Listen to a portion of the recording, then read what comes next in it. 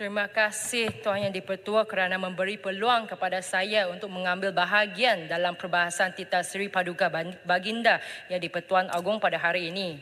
Tan Sri Speaker, konflik geopolitik yang sedang berlaku di seluruh dunia ketika ini telah membawa kepada ketidakketentuan yang lebih besar kepada setiap negara dan wilayah.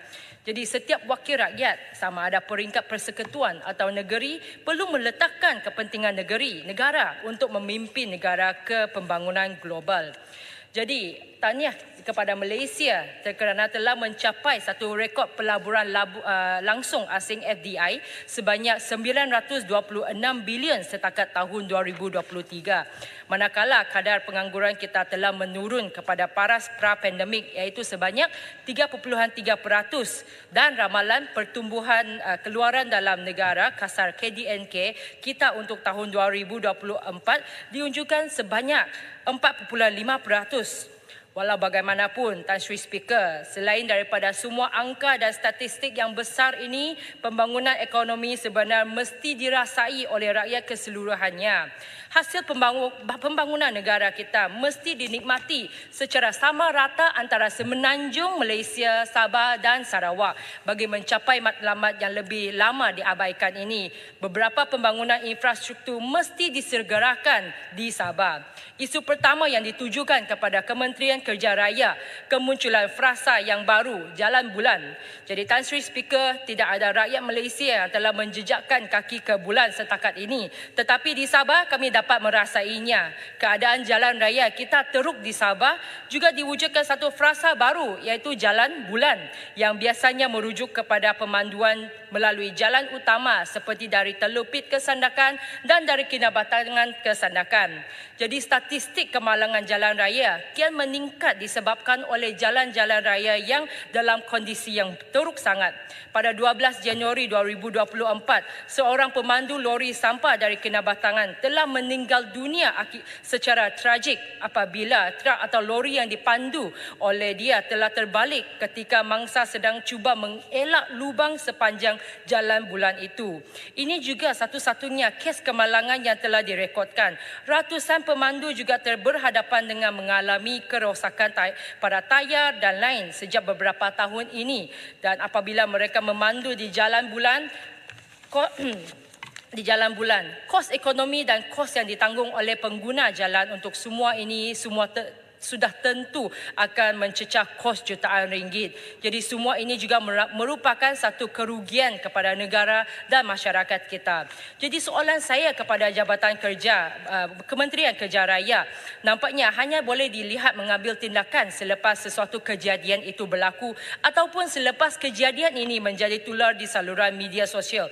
Jadi mengapakah JKR tidak mempunyai program penyelenggaraan berstruktur untuk jalan-jalan utama persekutuan yang mampu menghalang semua kejadian ini berlaku? Berapakah peruntukan yang diperuntukkan kepada JKR Sabah setiap tahun untuk menyelengga jalan persekutuan di Sabah dan kemudahan asas yang berkaitan seperti lampu jalan?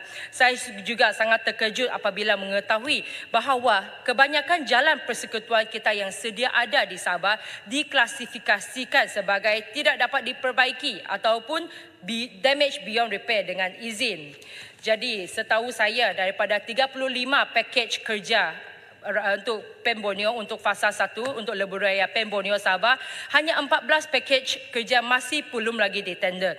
Justru itu, berapa lama lagi kami perlu bertahan untuk memandu sepanjang jalan-jalan bulan ini? Jadi saya menggesa kepada Yang Amat Berhormat Perdana Menteri dan Menteri Kerja Raya untuk mengambil langkah segera bagi memastikan jalan-jalan yang utama persekutuan sedia yang dibaiki dan diselenggar dengan berkualiti ketika pembinaan projek lebuh raya PEM Borneo masih berjalan. Tidak dilupakan juga jalan daripada Batu 16 ke 32 Sandakan, single lane road, adakah telah dimasukkan ke dalam pakej 27-A untuk dinaiktarafkan ke double lane. Tetapi dalam laman web PEM Borneo tiada pakej tersebut sudah. Jadi mohon kementerian memberi penjelasan mengenai status menaiktaraf jalan tersebut. Dan saya tidak terima oleh kerana pertukaran kerajaan ini, oleh itu pakej ini telah diambil keluar sebagai satu alasan. Seterusnya saya teruskan kepada Kementerian peralihan tenaga dan transformasi air mengenai bekalan air di Sandakan. Tan Sri Speaker, masalah bekalan air di Sabah khususnya di Sandakan mungkin tidak menarik perhatian seperti kes-kes baru di Pulau Pinang, tetapi masalah yang kami hadapi adalah lebih serius dan lebih kerap berlaku di Pulau Pinang.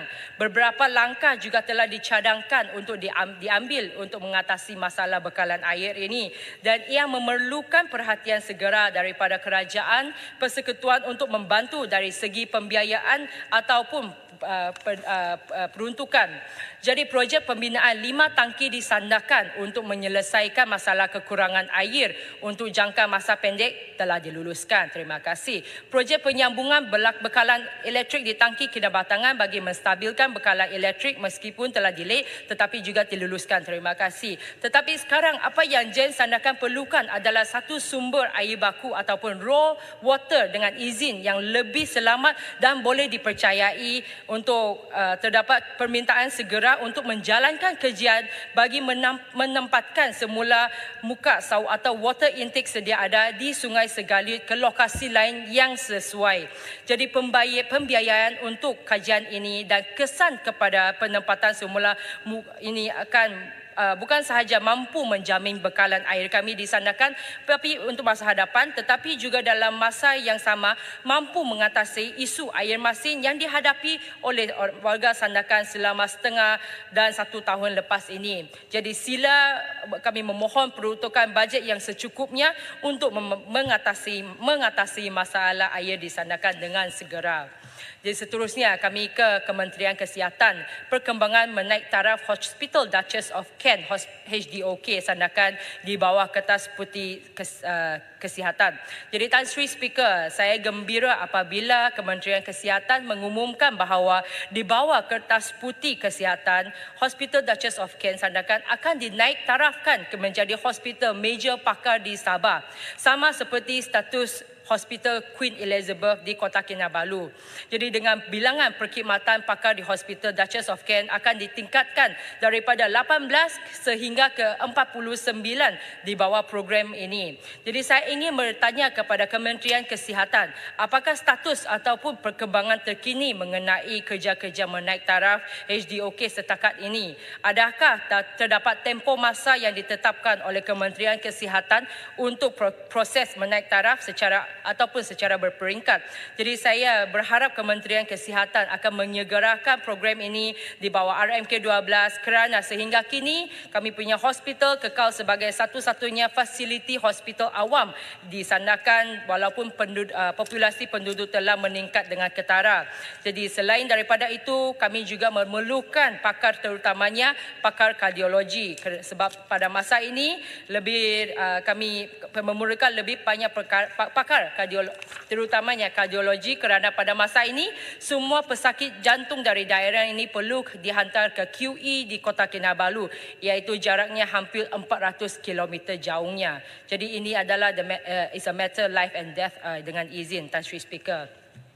Seterusnya kami menuju kepada Kementerian Pembangunan Kerajaan Tempatan untuk menaik taraf pasar sedia ada. Jadi Tan Sri Speaker, saya ingin membawa perhatian kepada semua kepada pasar dan sebuah penjajah yang ikonik di negara ini, namun terkenal berbanding dengan pusat beli belah berhawa dingin, tidak ada, sekurangnya mereka masih ada penghawa dingin. Tetapi kalau di Sandakan, saya yakin kalau Tan Sri Speaker datang akan nampaknya memang tidak dapat dibandingkan langsung lah. Jadi saya yakin Menteri KPKT juga bersetuju dengan saya, semua pasar-pasar di kawasan Sandakan mesti dinaik tarafkan. Sebagai contoh, Pasar Kim-Fong, Pasar Elupura Sandakan, dan pasar ini telah di dalam kawasan saya sejak tahun 80-an sebelum saya dilahirkan lagi. Jadi selepas 30 tahun, kedua-dua pasar ini memberi kemudahan kepada masyarakat sejak kian lama, tetapi kemudahan awamnya masih sama. Jadi selain daripada kerja pembaikan kecil-kecilan, kami perlukan satu kerja menaik taraf dengan keseluruhannya, di mana semua kemudahan asas dapat dinaik tarafkan dan untuk memastikan kebersihan pasar-pasar ini dijamin. Jadi salah satu lagi contoh pasar lain yang terkenal di Sandakan ialah Pasar Muhibah, di mana penjajat sekarang masih berniaga dan beroperasi di sini beberapa tahun lalu dan menggunakan kanopi sebagai tempat atap ataupun berteduh untuk sementara waktu. Jadi tidak ada struktur bangunan atau atap yang kukuh untuk mereka membuat perniagaan. Jadi penantian untuk memiliki bangunan kekal yang sesuai untuk menempatkan Pasar Muhibah juga telah lama ditunggu. Jadi Tan Sri Speaker, saya menuju kepada Kementerian Pelancongan Seni dan Budaya. Jadi Sabah adalah merupakan salah satu negeri yang dibandingkan dengan kawasan-kawasan lain dinamakan negeri di bawah bayu. Ia telah memiliki banyak ciri keistimewaan, semula jadi yang unik dari gunung tinggi sehingga lautan yang indah. Jadi Sabah juga mempunyai banyak tawaran menarik dari segi produk pelancongan. Justru itu menjadikan pelancongan sebagai satu industri utama di Sabah. Antaranya Kota Kinabalu terkenal dengan pusat peranginan pantai dan Taman Negara Kinabalu. Di pantai timur juga Sandakan juga terkenal dengan makanan laut, warisan hidupan liar dan kinabatangan river safari. Dengan daerah yang berbeza, menawarkan jenis tarikan yang berbeza untuk pasaran yang berbeza. Justru itu, daripada memasarkan atau memperlihatkan Sabah dari satu entiti saja, kami perlu kasih zoom in untuk mempamerkan setiap bahagian untuk setiap kawasan di Sabah berdasarkan keunikannya dan kekuatannya. Sandakan dikenali sebagai satu gateway Borneo wildlife selama beberapa dekad, dan sebab itu Sandakan juga ditampilkan dalam beberapa siri siaran National Geographic dan Discovery Channel. Namun beberapa langkah perlu diambil bagi merealisasikan lagi potensi Sandakan sebagai tarikan pelancong. Yang pertama, ketersambungan penerbangan ataupun flight connectivity yang melibatkan Kementerian Pengangkutan.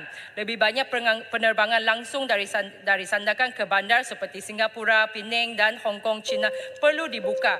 Bandar seperti Sandakan yang mempunyai penerbangan langsung yang sangat terhad pada waktu ini akan mengalami kerugian yang paling besar dalam menarik lagi banyak pendapatan dari sektor pelancongan.